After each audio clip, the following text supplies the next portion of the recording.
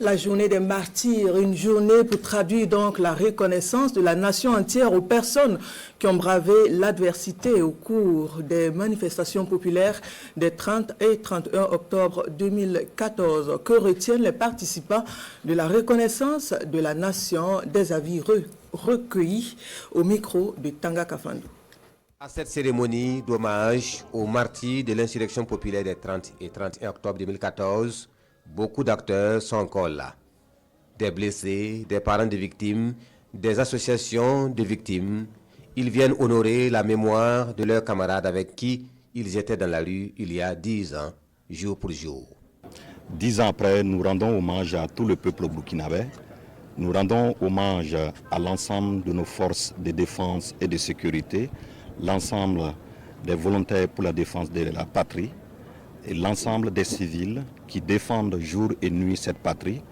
Et 10 ans après également, c'est de féliciter et aussi rendre hommage à nos autorités qui se battent pour que ce pays tienne debout.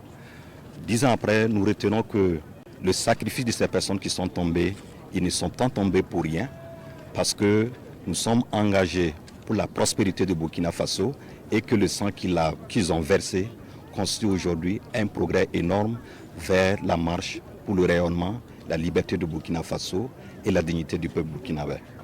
Si on revenait en arrière et que 2014 était arrivé, nous les référions.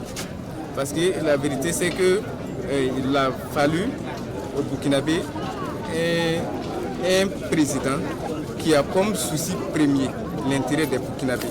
Et on l'a actuellement, donc il y a toutes les raisons aujourd'hui d'être fiers de ce qui s'est passé et il n'y a absolument pas de raison de regretter quoi que ce soit.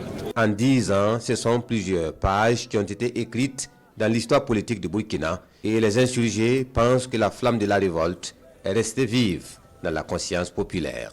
Un pays sans mémoire est un pays qui est appelé à disparaître. Donc chaque année nous venons ici nous rappeler de l'espoir suscité par cette insurrection-là. Donc voilà pourquoi nous sommes là et Dieu merci, l'espoir suit son chemin et nous sommes là pour encourager et dire à la jeunesse qu'il y a eu un passé et il faut travailler pour un futur meilleur. Nous aujourd'hui, avec l'arrivée du capitaine Ibrahim Traoré, nous revoyons Thomas Sankara en deuxième position. Nous avons l'opportunité de faire notre révolution de notre manière.